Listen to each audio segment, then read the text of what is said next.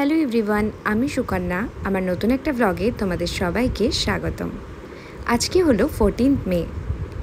আগামীকাল 15th মে হচ্ছে আমার ডেলিভারি ডে।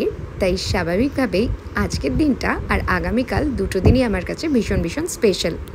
যেহেতু আমি প্রি প্ল্যান্ড সিজারিয়ানেই যাচ্ছি, তাই আজকের দিনটায় রয়েছে আমার খাওয়া দাওয়ারে অনেক রেস্ট্রিকশনস।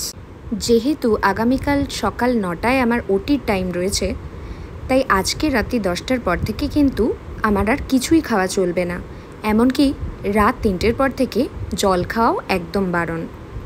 কিছু এসেনশিয়াল জিনিস বেবির জন্য যা ডেলিভারির পরে লাগবে, সেগুলো যেমন বেবির জন্য জামা, বেবির জন্য সোয়াডেল, কিছু ওয়াশ ক্লথস, এগুলো আমি ভালো করে ওয়াশ করে ড্রাই করে নিয়েছি।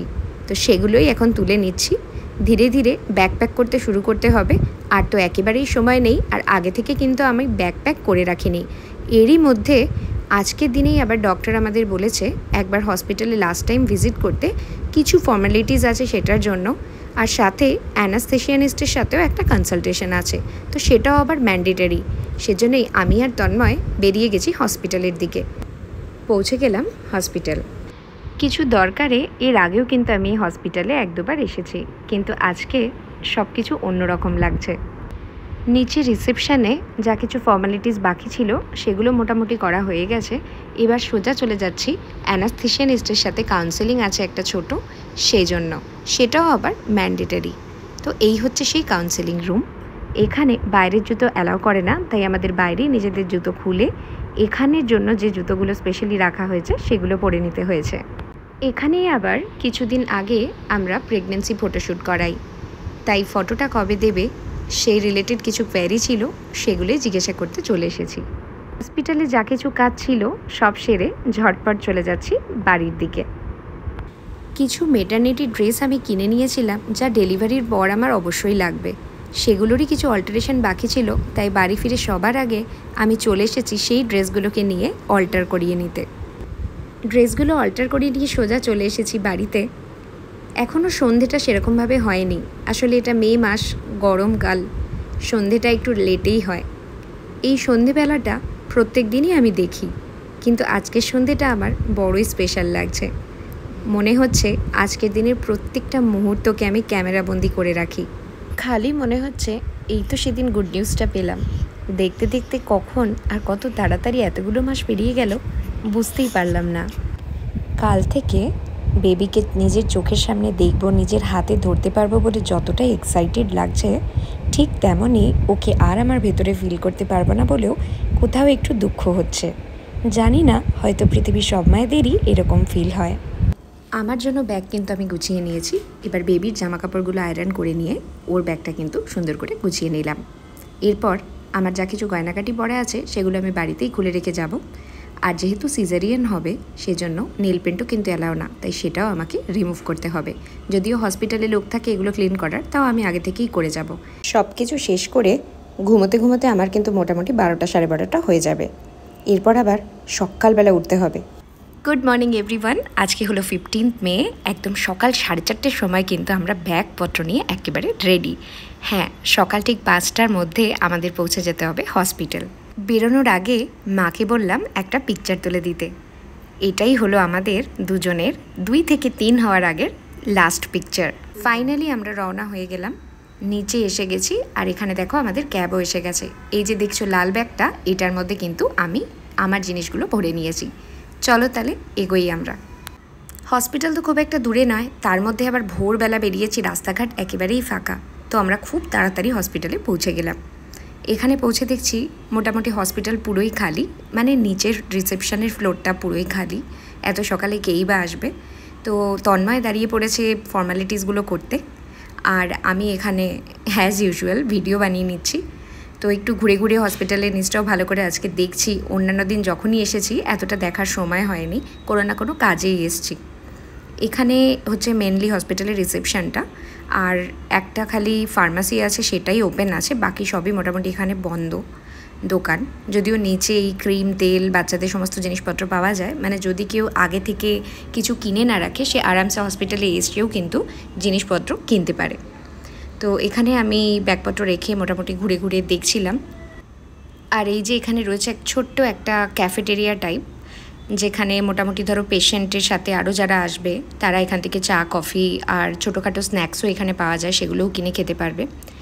আজকে কিন্তু অনেক দিন পরে আমি ভোরবেলা মানে একদম বলতে পারো সূর্যোদয় দেখতে পেয়েছি। দেখো এখনও সেরকমভাবে সূর্য ওঠেও নি, হালকা হালকা সবে উঠতে শুরু করেছে। তো ফাইনালি আমরা আমাদের সমস্ত ফর্মালিটিস কমপ্লিট করে ফেলেছি অ্যান্ড আমরা চলে যাচ্ছি আমাদের যে রুম অ্যালট করা হয়েছে সেদিকে। তো এখানে আমাদের রুম নাম্বার ছিল 109 আর রুমে এই জাস্ট আমরা এন্ট্রি করছি। একদম রাস্তার ওপরেই রুমটা ছিল, মানে এই যে পর্দাগুলো দেখছো এগুলো সরালে পরেই রাস্তাটা দেখা যায়। রুমে মোটামুটি ঠিকঠাক সাজানো গোছানো, একটু পরিষ্কার পরিচ্ছন্নই ছিল। আর এই যে বেডের ওপর অলরেডি আমার ড্রেস ফেস রাখা রয়েছে, আমাকে বলে দেওয়া হয়েছে এগুলোকে এখনই চেঞ্জ করে নিতে।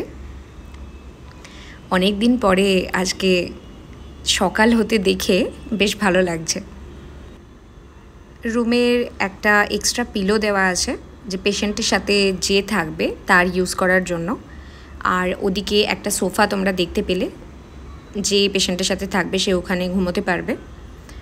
এদিকে কাবার্ড আছে এবং কাবার্ডের নিচে একটা রেফ্রিজারেটরও রাখা আছে। আমি জানি না এটা ইউজ করা যাবে কি না, আর দরকার পড়বে বলে মনে হয় না। এটা বাদ দিয়েও কিন্তু এখানে দেখো কফি চা এগুলো খাওয়ার জন্য কিছু জিনিসপত্র দেওয়া আছে, একটা টিভি দেওয়া আছে।